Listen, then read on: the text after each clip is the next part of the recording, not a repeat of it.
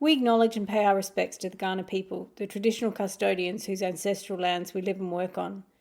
We acknowledge the deep feelings of attachment and relationship of the Kaurna people to country, and we respect and value their past, present, and ongoing connection to country and their cultural beliefs. We extend that recognition and respect to all Aboriginal and First Nations people.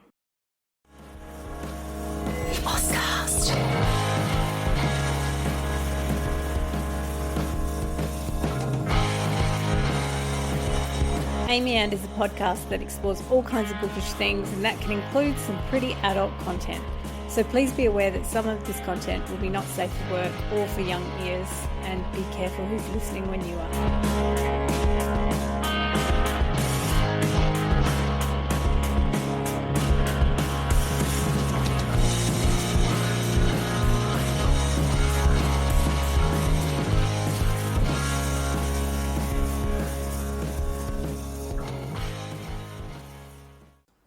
Welcome back to Amy And. I'm Amy Matthews, and today Justina, Ashman and Harry Stewart join me, and we're about to dive into something really exciting because we have two special guests joining us today.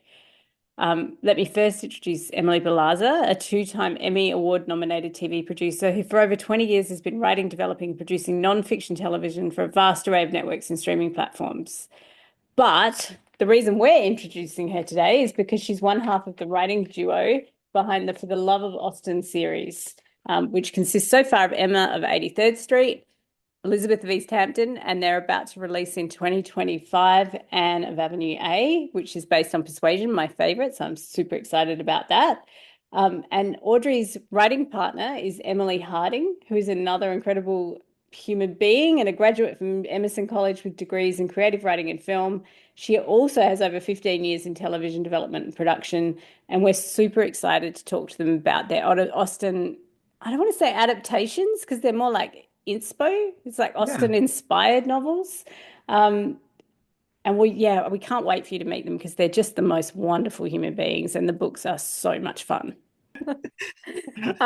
So we'd love to welcome Audrey and Emily with us today, all the way from the US, where it's, I hear, very snowy in New Jersey. We're sitting here in like 43-degree heat, or that's 110 for our Northern Hemisphere friends. So I'm longing for snow myself. Anyway, we've been really thrilled. We've been reading their books. I've got them here behind me. So we've been reading Emma of 83rd Street and Elizabeth of East Hampton. And we're super excited to hear there's another one coming out too. So hopefully we can talk about that a little bit. So in our first month on Amy And, we're looking at Austen because it's Austen's 250th anniversary. So happy birthday, Jane. So our first question for you both as collaborative writers is, why Austen? Like, do you have a particular abiding love for Jane Austen, or was it just that you loved Pride and Prejudice movies, or because you started with Emma, so that's often Austenites' favorite book. So I'm wondering how you came to Jane Austen. It was middle of the pandemic, and I was newly in Texas, and Audrey and I met along with our group of friends and have been friends for years, working in TV, in nonfiction television, and we developed shows. We were at some of the strangest places together and have had crazy experiences, and it's lovely and weird and awful in some cases, but just you build a great bond. So, best friends for years. I moved to Texas. Pandemic happens. TV just stops getting made. There's just nothing for us really to do. And we were just kind of both, I have a history in writing. I went to school for writing, and Audrey was writing at her own. And we were sharing stories that we were just hiding in the bathroom away from our kids, just something to do. And Audrey doesn't drink, but I definitely was drinking wine that night. And I was like, we should write something together. Let's do it, And the hubris that comes with wine. We're like, we should just do Austen. Start at the top. Like that's something But we did it. I mean, I think we've always bonded over, and everyone does. I mean, the Barbie movie, Depression, Barbie, watching Pride and Prejudice, like who doesn't kind of escape into Jane Austen? So I think that was where we kind of came from. And then Emma, what was it, Emma? Was it just because it was New York? Why did we pick Emma first? I feel like that was just dumb luck. I feel like tackling Pride and Prejudice with Elizabeth of East Hampton, that I don't know if we would have been able to do that right away. I feel like it just worked out that we ended up, I think we had just watched when we had this me not drinking, Emily drinking conversation. There was like a text, at night when we had that, which we still have, when we were doing that. I think I had just watched the Anya Taylor-Joy version, and I Yeah. said, "Oh, maybe we should do Emma." And Emily's like, "I just watched that last night too." Like it's, we're just sort of we're in the same, wavelength. And I think we thought, well, Emma in Manhattan would be so fun. And then it sort of just started going. And then I remember we were like mapping it all out. Like it was that night. We just sort of like, well, it could be this, it could be this. And our TV producer brains were just going, going, going. So yeah, I feel like that's how it's all That's good. That started. makes sense to me because the Emma movie had such Mhm. freshness to it. Like it felt so modern that you It could did. kind of imagine it. And so our next question was, is it a little bit daunting to put an Austen style book in front of such obsessive fans? Like anyone who loves Jane Austen reads everything. Is that a little bit daunting, or you don't even think about it, or TV background means that you can put up a wall between you and the audience, or I feel Well, like there was that moment we were like, not well, we wrote this and we never thought anyone's going to read it. Like I never, was talking to our girl never. Audrey, and she'd read it, and then she'd be like, "Oh my God, that's so cute!" And then she'd send it to It's me. So I think adorable. that complete naivete, like not yeah. thinking anyone would read it, helped quite a bit. Mm-mm. And That's I think awesome that because, a lot of writing advice is to write with the door closed, like not to think of the audience at all. And I think We really didn't. Yeah. yeah, because the that was the the accidental. books have a I, kind of fun, like they feel fun and they feel like playful. And yeah, I don't think you can force that. no, and it was just us writing and Thank like, you. me giggling, being like, Audrey's gonna laugh at that. Like there's so many like weird inside joke things that are in Yeah. there that I don't know if anyone else would even pick up on. But Oh, I do remember yep. I had like a minor like panic attack when we were talking Hmm. about doing Pride and Prejudice, and then Netflix did Hmm. Persuasion, and there was such a kickback, and I was like, oh God, it's like we actually like like people, I care and Audrey cares, and we do this like stupid amount of research and we're talking about everything, but you can't get it wrong because an Austen fan, there's no like mid Austen fan. Like everybody knows those, but their favorite book is their favorite book because they know Yeah. every line, they know every plot story. Like it's just this, so we felt also this responsibility, which was, I don't know if we would have finished Emma if that had hit us Yeah. earlier. Yeah. Did you find it harder then Hmm. with Elizabeth, knowing that like, oh my God, people really loved Emma? Like, this book it works. And then you have to go and write the next one and you're like, oh no, hang on a second. And you get that like panic in your brain where you're like, people are reading these books. That I still don't think I've gotten. The fact that we're talking to you guys. I know. I was like, I don't know if we realized. I mean, Yeah. like, I feel like there was, yeah, with Emma, we just sort of wrote it and thought, this is for each other. This is going to be so much fun, something to do during the pandemic. And then when we finished it, I remember we gave it to I was like, I think that we both were like, is this really good? And then we gave it to my mom, and she used to be a She's a writer, and writer of course as she's well. still, Yeah. she's a writer. She is a writer, and so she read it, and she's like, this is fantastic. You have to give it to this person and this person, and then maybe this, So, and then we got an agent, and the whole thing happened. It sort of snowballed. So, and then I think for Pride and Prejudice, I do remember like sitting down thinking, are we really doing this? This is the big one. Yeah. I Yeah. feel like, Get it out of you the know, gate early, like just let's, get it done. let's just do, this is what we have to, we teased it, we hoped this would happen. So, and it's happening, but I don't know if we realized that Emma was going to do so well. Yeah. I mean, Yeah. we hoped it, we thought it was a very special book, but we didn't know it was going to do this well. Do So you you have still a got a little bit of sorry. naivete then with Yeah, I think with the so. writing. We still do now. We're Mm. doing Persuasion right We now, and still I'm do. like, I know. what are we Okay. thinking? Who Like, are we? The book trailer dropped yep. for that, and I sent it straight to the group, and I was like, "Oh my God, that's my favorite of all the Austens is Persuasion." Oh God. Oh God. So Okay. I'm like You'll, so I excited. think you'll like it. I think So you'll like excited. The it. cover looks great. It looks so good. Do you have a favorite Austen? Is there one of these that you're like, have you already adapted the one you love the most, or have you got one coming that you are excited about? I feel like You you go have. first, Em. I had like I feel like they go through your I know. ages. I feel like I Mhm. loved Emma because I was probably share Horowitz's age for Clueless back in the 90s. And that was like, Emma, that was me. And then in my 20s, I was like, oh, I am so like Elizabeth Bennet. Like, everybody is. Everyone thinks they are. And now it's like I'm a bit older and with married. I'm like, the Anne Elliot from Persuasion. She is the pinnacle. Also because she is such an avatar for Jane herself. And there's a little bit of a fan fiction element to it of like what could have been. And I kind of love that. And it's a very mature book. And so I love that. And I don't know if I'm just saying, I have a new appreciation for it after the past 6 months of kind of digging in. So that's probably my favorite, but I've gone through the ringer. And Lady Susan. I love Lady Susan. You do love Lady Susan. I love I'm with you on Lady that. You too.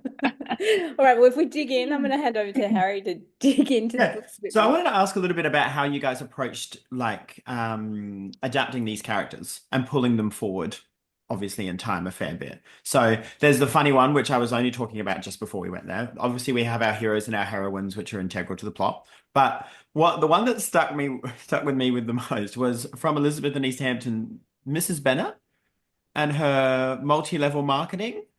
I was like, this. Great. I sent straight into the group chat because I read Emma first and then I read Elizabeth. And we'd done a little pre-meeting beforehand, and Justina and Amy had both gone, Harry, you have to read Elizabeth. Like, you have to read Elizabeth next, like just run straight into it. So I did that. And that was the first thing that I get confronted with. I was like, Lux leggings, Mrs. Bennet. And I remember running down to talk to my mum, who's a huge Jane Austen fan. And I was telling her what all the new characters are doing. And then she goes, Mrs. Bennet, multi-level marketing. I feel like that fits. And she's like, I wonder why. I said, well, I'm interviewing them next week, so I'm going to ask. I was like, I'll be talking. But multi-level marketing with Mrs. Bennet feels so funny. So how did you guys go about doing the adapting these characters and finding those little fun modern quirks that you could put into each of them? Well, I'll address the multi-level marketing after, but I feel like that was one of the most fun things to do. And I just went to my son's class and they're doing adaptations of fairy tales. And the teacher was like, he's in third grade, would you come in and talk about how you adapt, these characters for Jane Austen? It turns out she's a big Jane Austen fan. And I found like a slideshow showing all the old Jane, all Pride and Prejudice, characters from different books. So I showed that slideshow and I brought my book and I told them how we adapted. And it was so much fun to remember. And so I just did this and it was Where's the slideshow?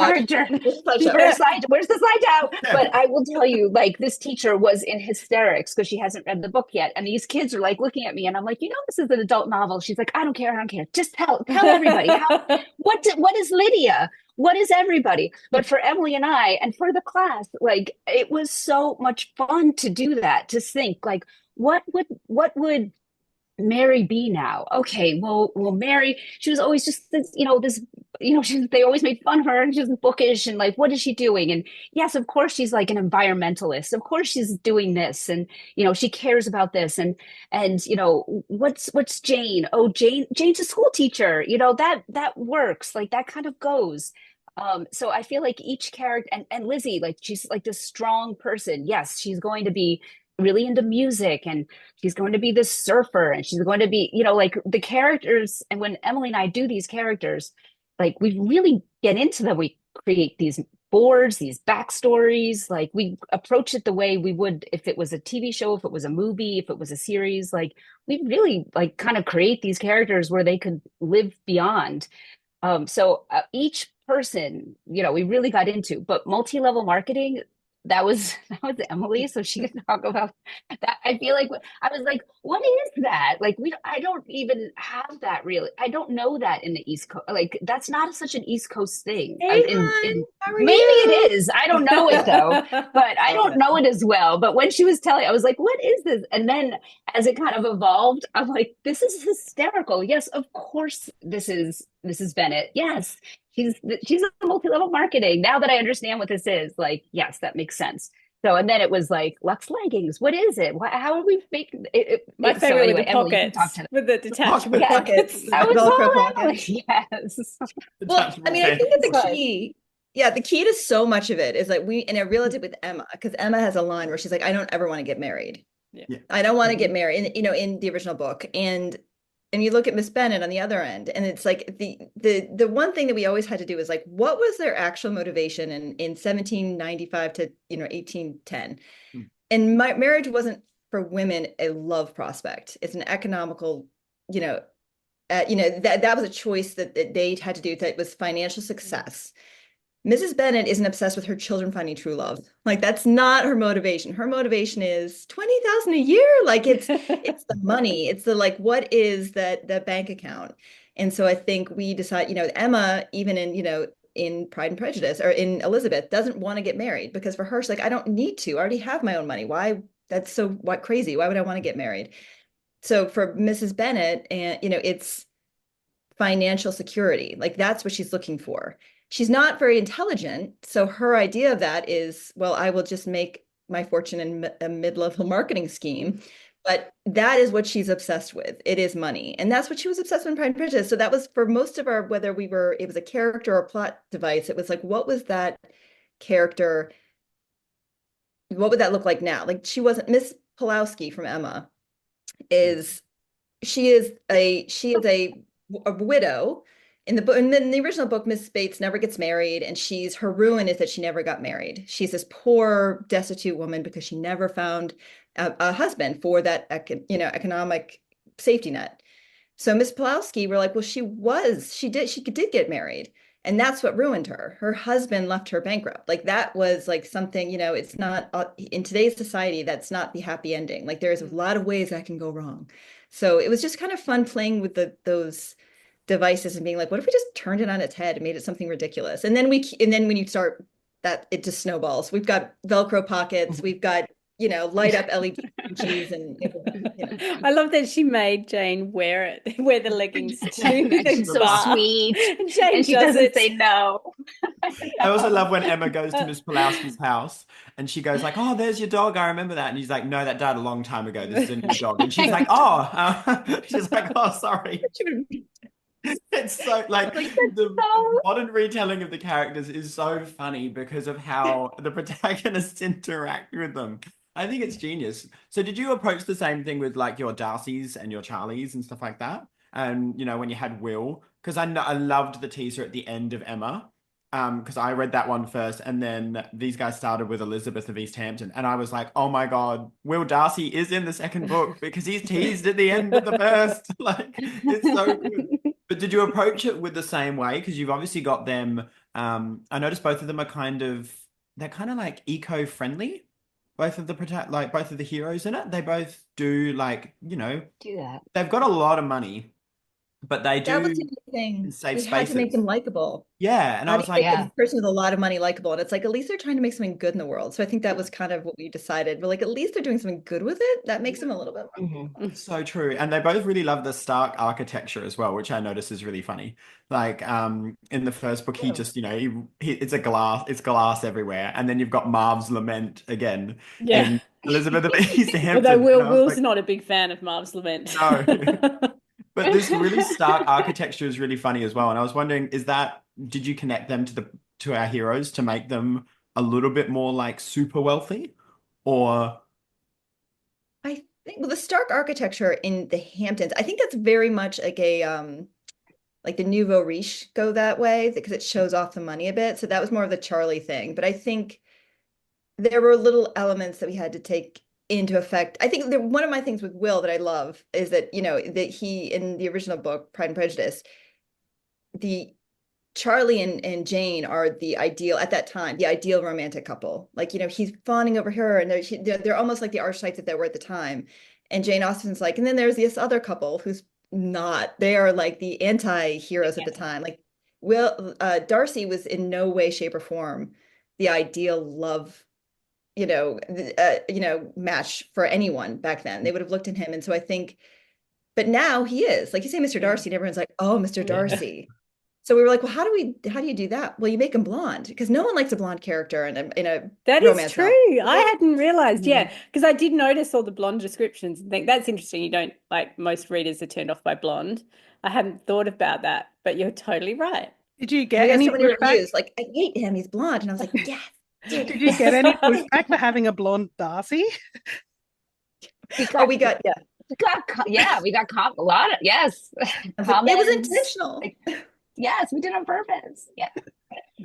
That's so Oh, interesting. I love it. I might throw it over now to Justina. Yeah, so Will, on that track of adapting these iconic books, like how did you go about adapting iconic plot moments? And especially because I felt reading them that you can see the essence of the original Austen, but they're also just so much their own books. They feel so much like you're just reading a rom-com that might not have any element of adaptation in it. I mean that in a positive way, in that like you're Yes, not constantly thinking back to the originals. You're just Yeah, and if enjoying you'd the read moment it, and the if you stories. haven't read Pride and Prejudice, the book stands on its own. Like if Yeah. you've never ever seen a Pride and Prejudice adaptation, you'd still enjoy the book. Yeah, and I think part of that is that these very iconic moments that as an Austen reader you'll recognize, but they all have this fresh take on them. They have this like energy to them, I think. And how did you go about, yeah, approaching those moments? Like the one I think about that hit me the most in Elizabeth was Lydia's role in the book is different to how she's what plot services she does in the Austen book. So yeah. What's was hard. That was hard because I think you have to again go back yeah. and how much allowance did we have? Because it was like, you know, we were thinking of the Lydia thing, and I think even we got the proofs back. I'm like, what if everyone gets really mad at us? Like, that we made it, that we did this quiz. But again, I think it went back to them just Lydia was doing what she was told that was important back then, and that's she chased that. And I think She's but we a also tricky character, don't you think, too? Because when you reread the original, she's only 15. And so we would read her storyline totally differently now. So totally. so when you She's a adapt her, victim, yeah. you've made her an adult when in your I book. think it was the idea that Yes. she was a victim of, you know, of bad parenting and, you know, bad choices and a predatory man. So I think there was, of all those three sisters, I think there was also this whole idea of like, what if we gave them autonomy? What if we just gave them like they made these choices and they were allowed, you know, to just, and then it kind of goes wild when you're like, you not put these girls, any of the characters, any of the female characters in society today, where they now have the right to make their own choices. It's so much fun. Like Audrey was saying, like so much fun to think of the trouble they can So get much into. fun. Yeah, and Lydia seems particularly adapted to the 21st century. She seems like she'd fit very well with social media. I know, right? That worked out. I love Lydia, I and do- I did like that she got a bit of a kind of go of it in this book. I like when Justice for Mary.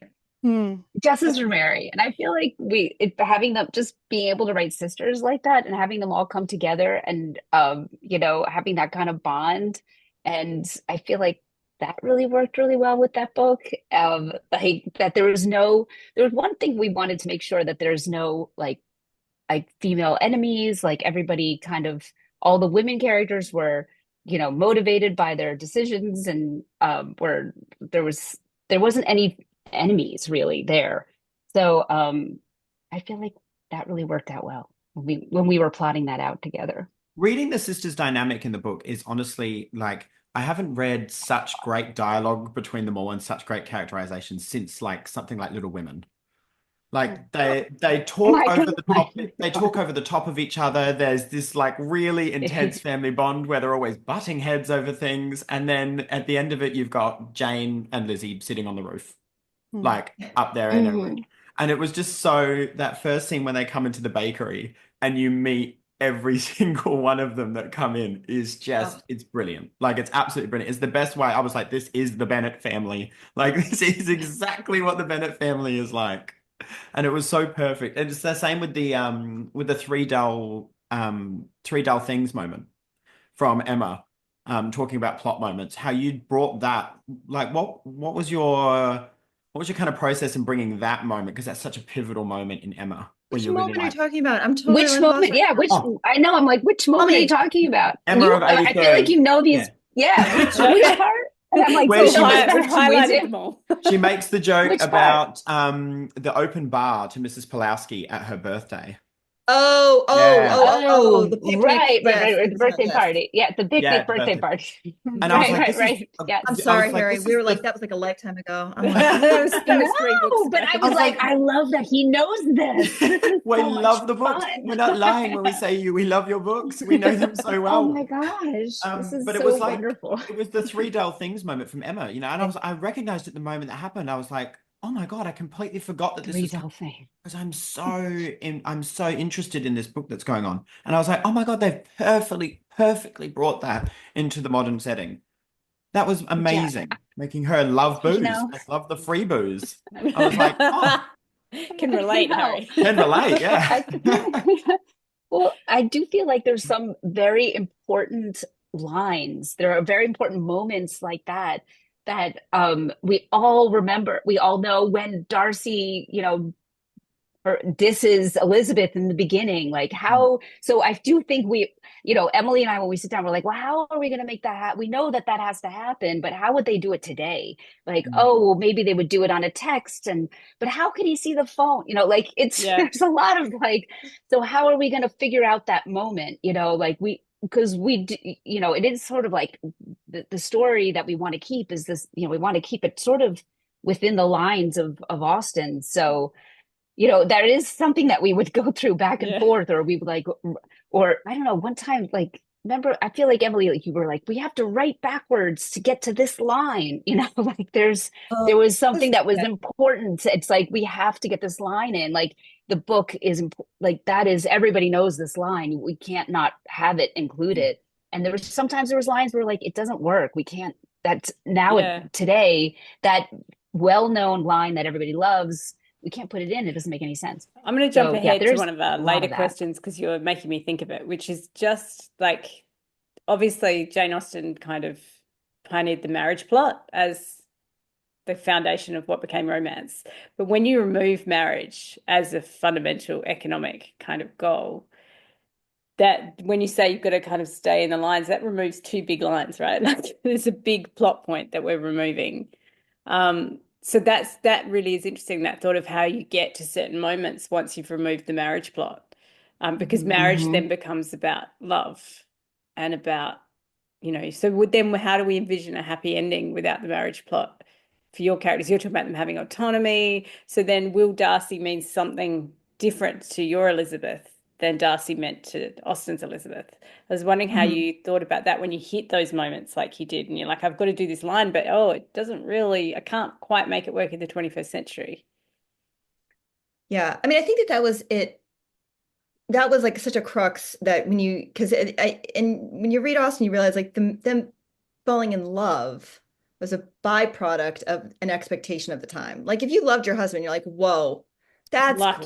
great. You really lucked out, right? Like that's, That's you're like, great, okay, thanks. Like there come was over nothing here. Yeah. there was nothing for women to do.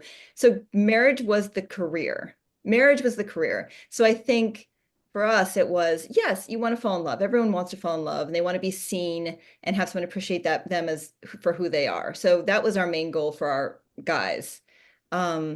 And those guys change who they are. They reimagine themselves and they have growth to be good enough for these women. Knightley did it. Darcy does it. Freddie's going to be doing it. Hopefully, let's see how that goes. But, I think that's our goal. We're working on it.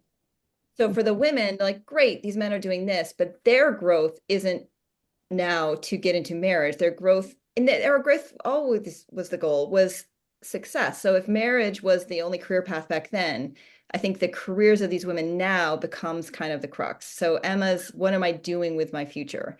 And Elizabeth was, I know what I want to do. I'm just being back a bit by circumstances. So that they kind of then are become like they're running in parallel, is that I am falling in love with someone, but also my economic future is not tied to this person, it's something else, but it is still something that that's driving my choices, if that made sense. Yeah.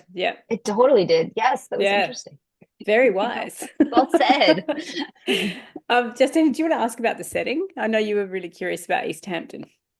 Yes, I found it a really interesting way of encapsulating that feel of this sort of smaller country, not country, but like in Pride and Prejudice, it's like this smaller community where everyone seems to know each other, and you have the adaptation of that into East Hampton was really interesting to me, especially because there is this sense of separation between these really wealthy outsiders coming in.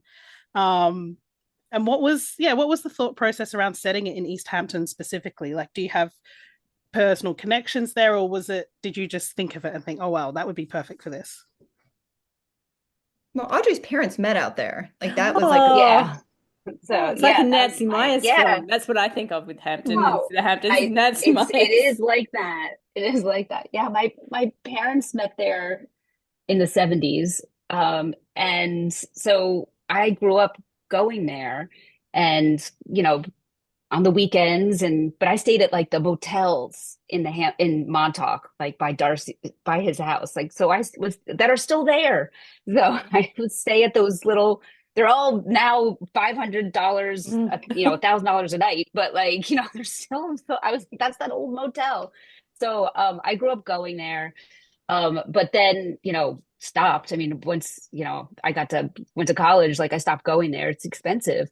But we would, once in a while you can still go out there. But I think when Emily and I were first talking about this, we thought, I think we found some articles, like we were looking in magazines and articles, and it just sort of made sense. Oh yes, a small community, that is that has a beach feel to it that locals can come to. I mean, it checked a lot of boxes for us. And then we thought, well, let's take a trip out there on a weekend in the summer. Like, wouldn't that be nice? So we like booked a hotel room, and we're like, we're doing research. So Yeah, we went love out research. and we had to do some research. And my best friend, his best friend lives out there, and he has a house on that fancy block. So I know like Bon Jovi's his neighbor, and somebody else, Martha Stewart's his neighbor on the other side. So he sort of showed us around, and we were like, oh, this is exactly what we needed to. So we really researched the area, and we got an inside look at how everyone lives, and we found a bakery, and we really kind of lived that life for a little while. So I feel for like 48 hours. that's yeah, for 48 hours. It was a wonderful 48 hours. So that's kind of how it started. But I know but I feel like I'm missing something, Emily, too. But that was the beginning of Yeah, it. no. Well, it's really hard because wrote Emma because we both missed the city, and we were just like, let's relive our That. craziest, most messed up Hmm. dating lives and write a book about it, right? So that was like what we Hmm. did. But Manhattan specifically is a very interesting place because doesn't matter how much money you have, you could be, filthy, ridiculously rich, and you ride the subway with the same people. Like it is this Mm. mesh of like everybody's social status. You're kind of living very close together. So it's ideal for Austen because that's very much the world she was living in, where, the Mm. haves and have-nots were interacting every day. So to take a story out of Manhattan, it's like, where does that happen? Where does that exist? And you're like, Hmm. and it is the Hamptons. You have people Mm. who live there all year round, and it's just like, up here, it's that whole East Coast, small houses and a farm, it used to be an old fishing community. It felt a lot like, the Cape in Massachusetts outside Boston to me. It was just like, oh yeah, everyone's here. And then you have these mansions that these rich people come to on the weekends that supports the local economy, but also there's a little bit of weird, like, is there resentment? Is Yeah. there not? And so that created that interesting class drama that worked Yes. in. So And it it feels was, like that's more heightened now too. Like it feels like with the housing crisis globally that you read about places like the Hamptons where people who've lived there for a long time are priced out of actually living there anymore. So it becomes like a transient thing because it felt to me like it gave it a bit of extra edge for me. The idea of all the girls having to live at home, for example, which is very common for we had to millennials and solve for Gen that. We Z. had to Yeah. have the girls live at home. We're like, Yeah. Yeah, where do we we put? had to. How do we Yeah. do this? Well, Yeah. it was realist. It was great. Was there any celebrity houses you saw when you were in the Hamptons that you thought Marv's Lament? That's it. That's going to be the one. No. It's bloody hideous. Oh wait, we No, did. We there was a did. house. It There's wasn't. Georgia Yes, we Beach did. is the place, and we walked down, and We did. our host Peter was like, "Oh, and there's these beautiful houses." And he's like, and that one a few years ago, a storm really like took this whole house and like blew it out to sea. It was like ruins. So, like they built this house, and I was like, oh, it's nice. It was awful. It was so bad. You're scribbling in your notepads. You're like, we're going to make fun of this I house. know, and I'm sure the person who lives there, they love that house, and it was a very loved house. It was not my style, but I think that's where that kind of got. So if we were like, Yes. And Was we don't know who owned it. We have it with no celebrity. No idea, but it was huge. Yeah. They're was all the huge. You're like, Bennett's oh, it's still Bakers? going. Oh, Oh, sorry. yeah. You're like, whoa. Yes. Was the Bennett's Bakers something that came from that visit, or we already thinking of them having like a small business in the town? I remember this. We thought of the bakery because at one point before we even thought Hamptons, we were like, they should own, it should be a family business. Well, maybe a restaurant. Maybe we should do something with connected to Ben from Emma. We were throwing, and then we were like, wait a second. If you're in a restaurant, like I it's hard to get off work. Like I remember thinking that, like, Yeah. if you work at a restaurant, you be can't, away at how are we night. supposed to do go. nighttime things? And we were like, oh, that a bakery might be better. So then we thought bakery. I mean, there was times where we were like, well, maybe we'll have this set down the Jersey Shore, blah, blah, blah, because that's where I go now. So I'm like, Jersey Shore. And then we're like, no, Hampton. So, and then bakery, it just kind of all like as the time went on, it sort of figured itself out organically. And maybe the most important question of all, have you baked the sour cherry muffins? And if so, can we have the recipe? Harry has baked so many sour cherry muffins. Oh, if you give us the recipe, we will bake it and film On the us show. I making even it. tell you, not only have I done it a million times, Emily has tested it. I've done it like 17 times because we wanted it at one point we were like, let's make a cookbook. So, I mean, we couldn't do it all, but we did like 4 recipes, but those were not tested or terrible. But the sour cherry ones, like we did those, we have the recipe, we have the write-up, we have the pictures, like it could be a post somewhere. Like, so. Although, do you remember where that came from? We were at a farmer's market that took 48 hours. Oh, that's a story. Yeah, and it was like we were at this farmer's market, and the one thing that we thought it was when you went to Hamptons is like, there are the rich people, and here are like the middle lower class working people. And then we went to this farmer's market, and Peter's showing around. He's like, oh, and this is, he was just introducing everybody, and I couldn't tell. I'm like, are you a local? Are you a multi-billionaire? I don't know. Everyone was in like, don't know, just hanging out. And then we went over on a stand, and this family had muffins. And so we're like, oh, great, we'll have a muffin. Best muffin. I still dream about those muffins. And there was gluten-free ones too. I know, so good. And as we're talking, and then he's getting to leave, and someone's like, oh yeah, I forget his name. It's like, Bob, he's head of cardiology in the city. And I was like, Mount Sinai or something. Yeah. I thought he was like struggling to making muffins. I was like, what is this crazy place? He's just really good at muffins. It was real. It was real muffins. He had pickle cotton candy. I mean, like there was a family there. It was like a whole. We were like, this is the Bennett's. I feel like we need a research trip to the East Hamptons, guys. Yeah, I think we really do. We do. And then he just goes back into the city and does. Yes, that's what we said. Well, I guess like this, we're like eating our muffins in the car. Like, how could this be? I guess both require precision, right? Baking and heart surgery. Both. Yes, they are probably very similar. That's so funny. It's precise. Don't get that cherry muffin wrong, though.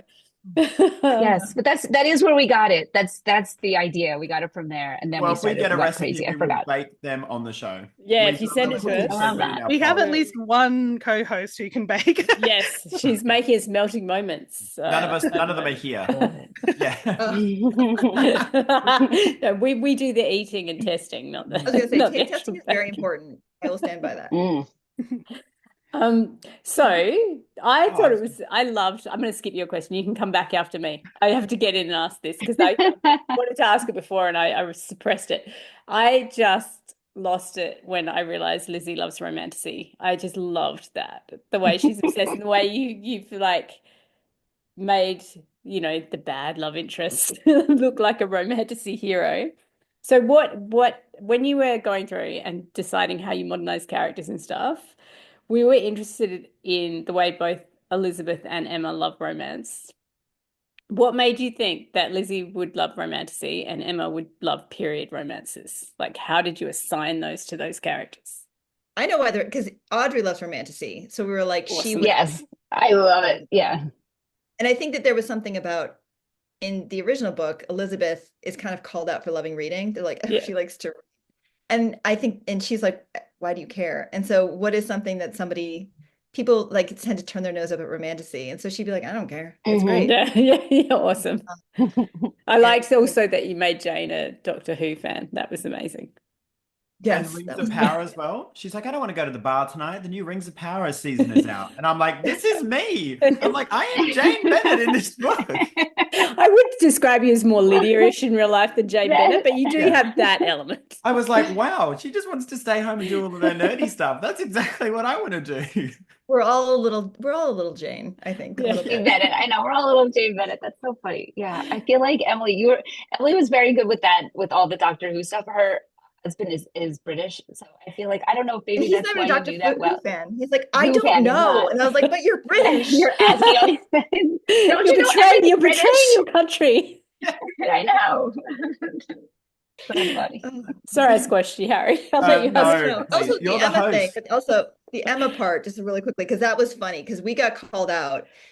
When somebody, wasn't it like an agent or something, was like, why do we still need more Austen retellings? We have enough Austen retellings. So I was like, Yes. Do we we? just, Do we though?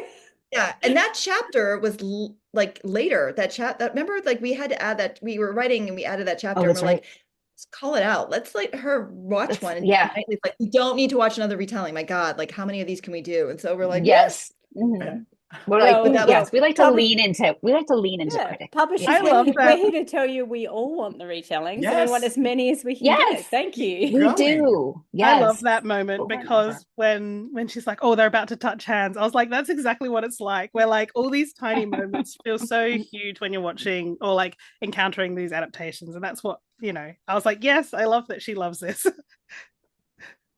Do you Careful guys have not a to- favorite adaptation? Like if you had to pick a favorite Austen adaptation, is there a film or a TV series or a book that you'd recommend to our watchers? Yeah. I'll say mine. Or do you want to say Yeah. yours? I'll say No, mine. go. Mine is the 6-part miniseries, the BBC Pride and Prejudice. That's I yes, I watched it a lot this summer, a lot.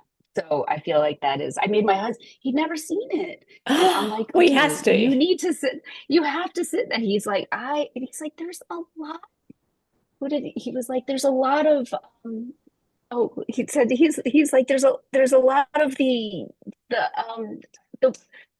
when you're at the church, I can't remember his name. Yeah. Mr. He Collins. was like, Mr. Collins. he's like, Collins. there's a lot of Mr. Collins. He was like, there's another episode about Mr. Collins. He was like, Mr. Collins is still in this. So anyway, he's the that is my threat. favorite. We have to see him. I know. It's like, so that is my favorite. Okay. Is like my happy So, place. If you haven't seen it, people, 1995 BBC Mm-hmm. adaptation, it's amazing. And what about you, Emily? I am all over the place, I think, because I just watched The Sense and Sensibility, because for some reason, my kids were watching Harry Potter, and I was like, Alan Rickman, and I was like, I have to watch, got to do it. And I I know. just, It's so good. It's so good. So The I think script is so good. so good. Yeah. But I think it's just, we were very lucky because Audrey and I had that period in the 90s where there were so many Jane Austens, and it was such a pivotal, time. It was just like becoming like, going through getting older and deciding, I think you imprint on your favorite type of romance at about 13 or 14 years old. And I imprinted heavily on, there was Colin Firth and there was Paul Rudd from Clueless. And I think it's just like those kind of characters kind of like, that's it. That's right there. That's who I love. But yeah. Although Audrey loves. What about you guys? Yes. You like, no, you love, who's your favorite from Emma? That I am like, I hate him. Oh yes, I do. My second is the Gwyneth Paltrow. Wow. That's my favorite. I will watch that quickly. Like, oh, it's on in the background. Yes, we're watching the whole thing. But my Frank Churchill. I love Ewan McGregor as Frank Churchill, and Emily and I will get into big debates because I love Frank Churchill. I'm like, he's a misunderstood character. She's like, It's so misunderstood about. This is why we dated the assholes in our 20s. We were supposed to learn the lesson of the why identifying like he is not. I wonder what these books would have looked like if you'd written them like 15 years ago. I know, wouldn't that You be guys would have interesting? done If it. you could every 10 Yeah. years write your version of it, Yeah. it would be so interesting which hero you'd pick. And So we can Frank Churchill for Audrey. Is there a hero? Back then, I mean, Like, Emily, would you pick like Wentworth or Darcy or I hero? love Wentworth. Me I think too. Wentworth is like my favorite. I mean, there is just Mhm. I also like second chance romance. I love that. Yeah, I love me too. like, so I Have think you that guys helps. seen the British what I can't remember what year, 90 something with Amanda Root, the Persuasion movie?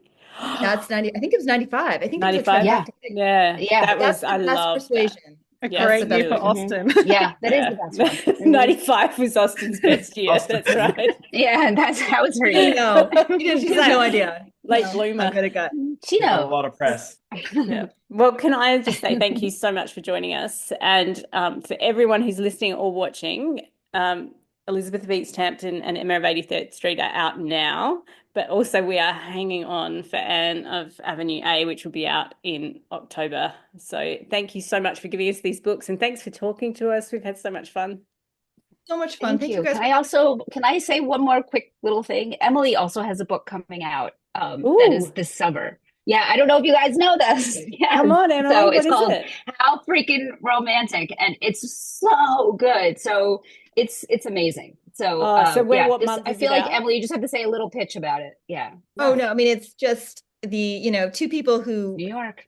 like do not want to fall in love in New York. It's a divorce attorney and a girl whose best friends are getting divorced, and so she storms to the office of one of the divorce attorneys to tell him off, and that sounds awesome. so It goes from there. fun. It's really All right. fun. So It's what really month? fun. angry female is a lead. I was like, I need someone. Wait, who's do you really have angry. it? Do you have the cover, Emily? Do you have the cover? Do you have the cover Just not. nearby? We'll share it I'm on our not at socials, all everyone. organized. We'll Okay. share some links. I was like, to buy. I'm in a different room. I would have it, but So it's very out, fun out and northern yeah. summer. So what month? Northern Yes. summer? June, Yes, July. July, I think, is July? coming out. July Okay. 1st it's coming out. It's July 1st. See, I you know. need her as your PR agent, Emily. I was like, Yeah, it's we were July really good 1st. at it. I mean, I don't know if it's different in Australia, but it's July 1st, and it's wonderful. It's really, really, really Okay, gosh. we will post and we my will favorite repost writer, in Emily July. Harding. Yeah. Anyway, thank you, Audrey Bellezza and Emily Harding, and everyone go read these Austen adaptations. They're so much fun. Oh, thank you guys. Thank Thank you. you, Thanks for Thank talking you. to us. You guys are amazing. We I can love talk to you guys it. for hours. Thanks for That was so reading. fun. I know. Thank you for Thank you. caring. Oh, stop. Well, that was fun. That was an amazing first interview for the pod, I think. Like, could you ask two Yeah. nicer people? Literally. That was really fun. I love that they had such fun stories for every single one of our questions. It was really good. I know. That I was actually was thinking of too many questions. I was writing more down as we went. We didn't get to them. I know. I was trying to type really like casually, like Casual typing below the my screen. Word document, like trying not to look like I was doing that. And then I got caught, and then they asked me about my question, and I was like, "Oh, I'll stop doing what that." question was I saying again? Yeah, I was like, "Oh shit!" And then I just started jumping as well, and I was like, "Fuck!" And then I went, "Oh, we always jump," and then we all just started jumping around, and then they started jumping, and I was like, "Oh, okay, so this is all going smoothly." Yeah, we always like, oh, that makes me think of this. That makes me think of this, which is, I mean, I think it's a sign of a good interview. Yeah, I'm true. really, really hoping they send the sour cherry muffin recipe. Oh my and gosh. email them No. about that immediately because I think we need to cook that. Can't wait for us to watch Millie bake those. I know, because if we baked them, they would not be the best muffins in the world. I really just don't have a cardiologist's love of muffins. No, yeah, exactly. Or we do a MasterChef style and have like a versus, same recipe. Great British Bake Off. Yeah, that's right. It's the Great Amy Ann Bake Off, and we all have to put our little thing forward, and Millie can judge us. Just technical completely challenge. messing up Amy's This one kitchen is as missing well. cherries. What is this? Sorry, I was No busy flour. reading. Oh my gosh. That was so much fun. That was Like, so much fun. the book, it makes sense that the books are good as well because Yeah. like they're Yeah. really fun people, and you can now I have like even more of an Their appreciation for voices in your head. Now I want to go through and go, can I pick who wrote which bit? Yes, Yeah. I realized we got so caught up in fun conversation that I was like, there's so many other questions that I I know wanted we to didn't ask about collaboration much at all, which I'm Right? curious But about. just felt Yeah, like so friends much. chatting. Might I have to know, talk we'll to them have to again. talk to them again. Oh no, yeah.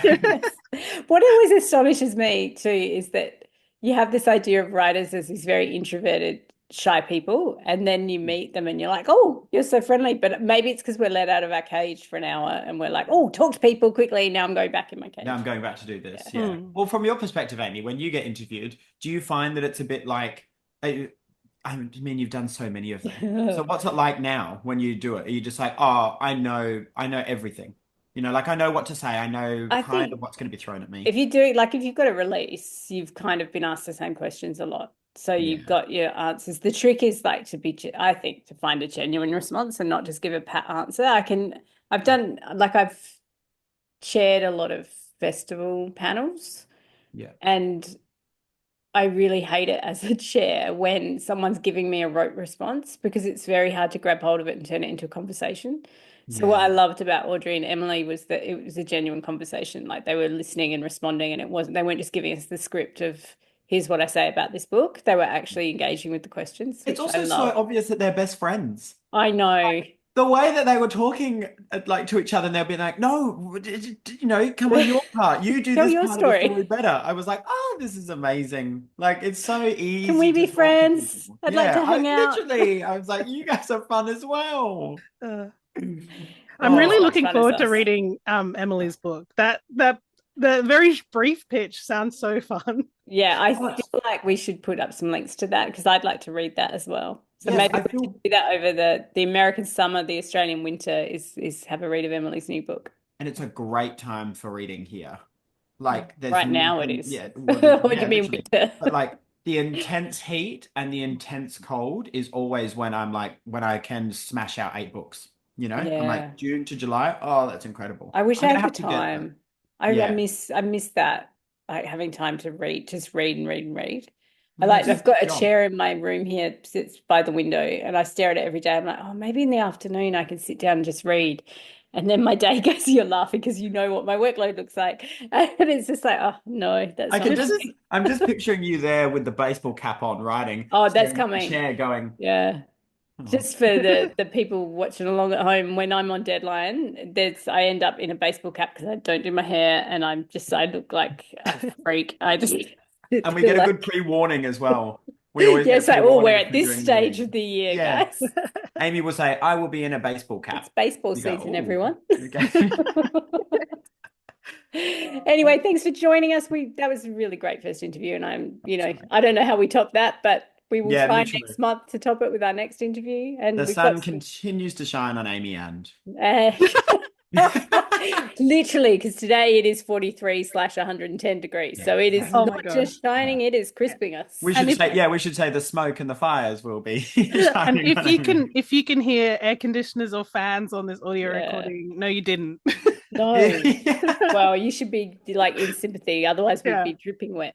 Oh, Anyway, thanks for joining us. We are not going to announce yet who we've got, but by the time this comes out, you will know who's on next month, hopefully. But we've got April. some really exciting guests for April and for May.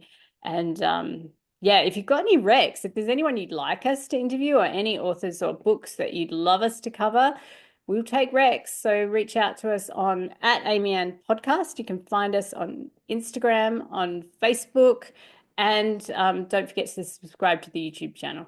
Because what authors are going to say no to these faces? Hey, come on. All right. Big love. We'll see you next time. Bye. Bye.